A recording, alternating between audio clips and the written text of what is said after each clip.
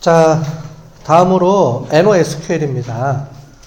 그죠? 그래서 정형화된 데이터베이스가 아닌 거를 우리가 NoSQL, 비정형화된 데이터베이스라고 얘기를 합니다. 우리가 여태까지 했던 하둡 기반으로 돼 있는 그런 시스템들을 우리가 NoSQL이라고 거의 부르겠죠?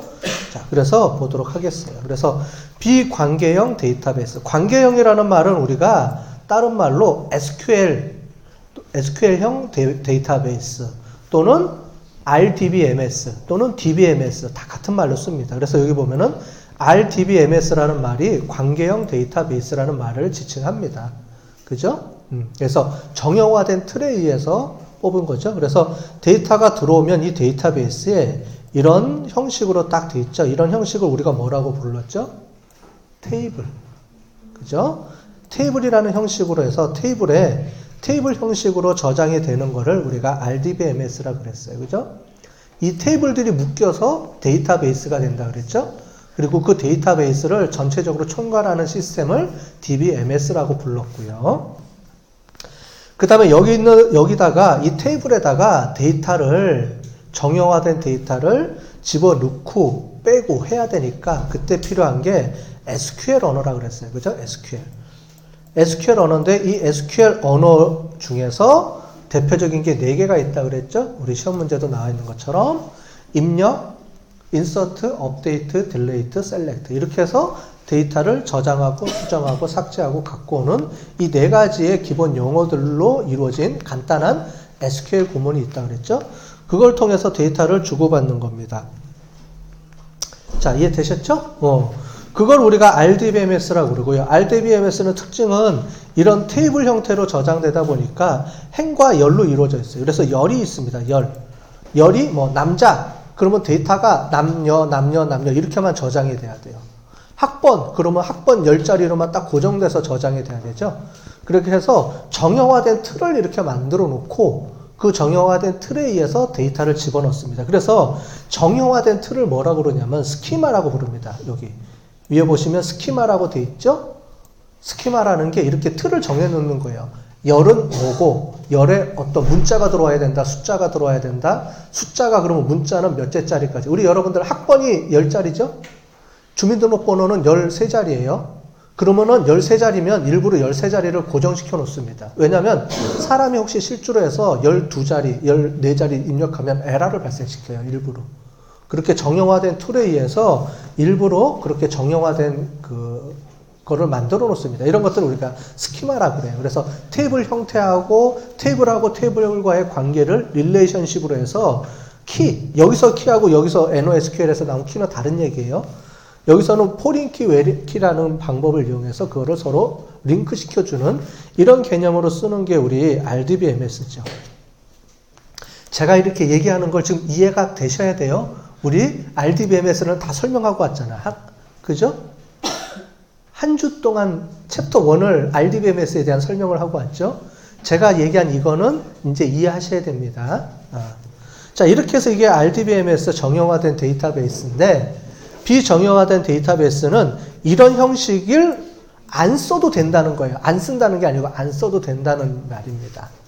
됐죠? 그래서 꼭 SQL이 아닌 형식이다라는 의미로 NoSQL이에요. Not only SQL이라는 의미를 씁니다. No가 아니에요.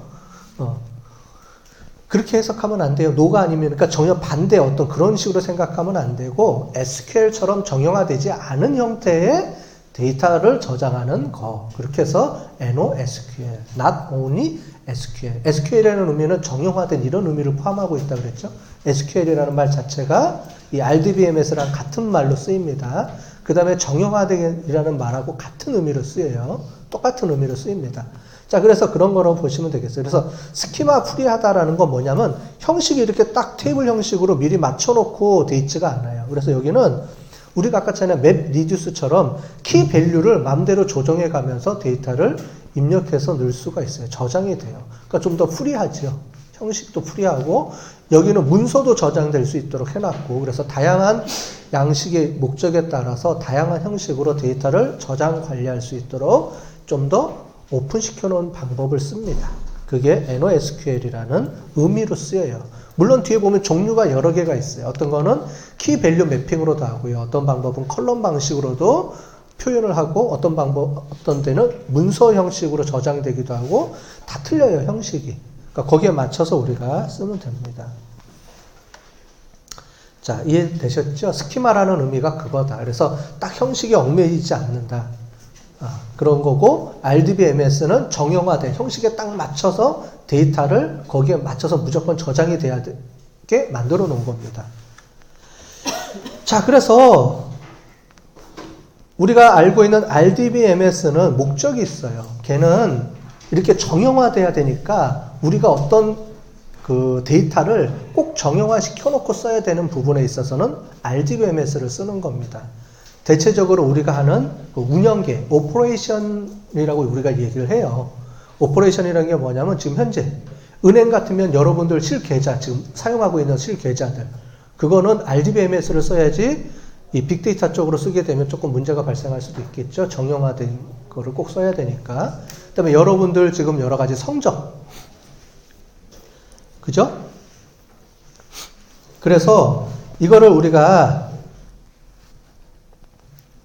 RDBMS하고 NoSQL의 의미가 있는데 이거를 ACID 그 다음에 베이스 이런 용어를 쓰는데 이게 뭐냐면은 ACID를 지원한다. 그 다음에 베이스를 지원하면 된다. 이런 말입니다. 그거에 대한 각각의 얘기는 뒤에 나와 있어요. 그래서 이런 속성들을 갖고 있어야 된다라는 얘기입니다. 그래서 RDBMS는 요거 앞자를 따서 ACID고요. 그 다음에 NoSQL은 베이스라 그래서 이렇게 쓰여집니다. 그래서 여기 보시면 ACID의 핵심은 뭐냐면은 트랜잭션에 관련된 게 주로 많아요. 커미트 관련된 게 주로 많아요. 이거는 한번 설명을 드렸는데 무슨 얘기냐면은 RDBMS는 만약에 은행 계좌에 대한 예를 들었을 거예요. 은행을 내가 송금을 하는데 서로 간에 A라는 은행에서 B라는 은행으로 송금을 한다 그러면은 A라는 은행에서 계좌에서 돈이 빠져나가면 B라는 은행에 돈이 입금이 돼서 완료가 서로 돼야 둘 다 오케이 이렇게 돼야지 처리가 됩니다. 만약에 중간에 정전이 나서 A은행은 돈이 나갔는데 B은행은 돈이 안 나갔다? 그럼 둘 다 서로 커밋이 안 된 거예요. 근데 그런 게 이제 시스템에 이제 처리가 되도록 만들어 놓은 거예요. 그래서 트랜잭션하고 이제 커미트처럼 주로 실시간 환경에서 이렇게 정형화된 운영계, 우리가 운영계라는 표현을 많이 씁니다. 이 컴퓨터 쪽에서는. 이런 운영계 시스템에서는 당연히 RDBMS를 꼭 써야 돼서 관리를 해야 되고요. 데이터가 문제가 있으면 안 되니까 그러니까 트랜잭션이나 이런 게 실시간으로 처리가 돼야 되는 부분이 있죠. 예를 들자면 만약에 여러분들이 수강 신청했는데 순간적으로 인터넷이 끊어져서 수강 신청이 안 되면 짜증나죠?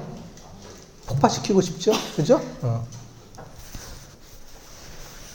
자, 그 다음에 이제 빅데이터 쪽은 베이스의 의미가 강합니다. 베이스의 의미 중에서 제일 이제 중점상이 availability예요. availability인데 이거는 주로 이제 일관성 이런 얘기입니다. 그래서 빅데이터 쪽 보면은 데이터에 3개씩 중복 저장해 놓고 관리하고 일관성 있게 유지를 한다라고 보시면 되겠죠. 자, 그래서 그거를 이제 원자성부터 해서 이렇게 쭉 돼 있으니까 요거는 한번 여러분들이 읽어보세요. 그렇게 중요한 건 아닌데 원자성이라는 게 뭐다? 그래, 트랜잭션하고 관련된 거 뭐 이런 게 있다라고 보시면 되고요. 베이스는 요거를 의미합니다. 이렇게 돼 있다고 보시면 되겠어요. 근데 이거를 좀 정리해 놓은 사람이 있어요. 학자가. 그래서 이거를 모자이론이라고 합니다. 모자이론. 여기 보면은 캡이론이라고 써 있죠. 캡이라 그래서 모자이론. 근데 모자이론이라 그러면은 뽀다구가 안 나죠. 그죠? 그래서 캡이론이라고 부릅니다. 한국말로는 모자이론인데 모자이론이라고 안 하고 그냥 캡이론이라고 부릅니다. 그래서 캡이론이 뭐냐면 앞에 글자를 따서 C, 여기 A, 여기 P 요 약자를 따서 CAP라고 부릅니다. 이게 뭐냐면 속성이에요. 근데 데이터베이스가 가져야 될 여러 가지 속성들이 있는데 중요한 거는 이 브로우라는 사람이 얘기한 거에 보면 이 3가지를 다 만족하고 있는 건 없다는 거예요.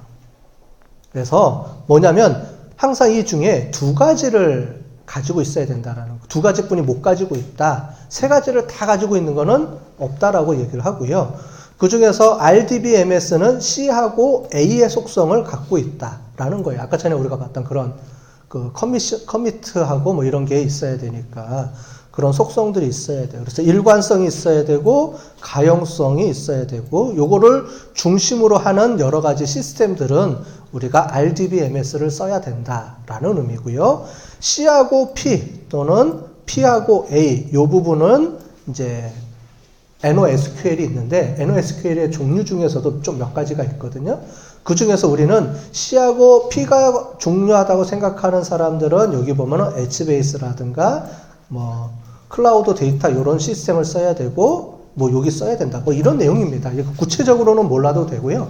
여러분들이 그냥 캡 이론이라는 게 이런 게 있구나. 즉 RDBMS랑 NoSQL이랑 서로 보완이 된다라는 것을 이해를 잘 하셔야 돼요. 사람들이 보면 서로 상반된 걸로 많이 이해를 하거든요. 그래서 보완이 된다라는 말입니다. 그래서 NoSQL과 RDBMS의 특성에 대해서 이렇게 나와 있죠. 여기는 위에 나와 있는 설명입니다. 이쪽 파트가 RDBMS고요. 이 두 개가 NoSQL이 이거를 보장하고 있으니까 거기에 맞춰서 기업들마다 자기한테 맞는 쪽을 이제 선호해서 이제 데이터베이스를 구축해야 된다. 이런 얘기를 하고 있는 거예요.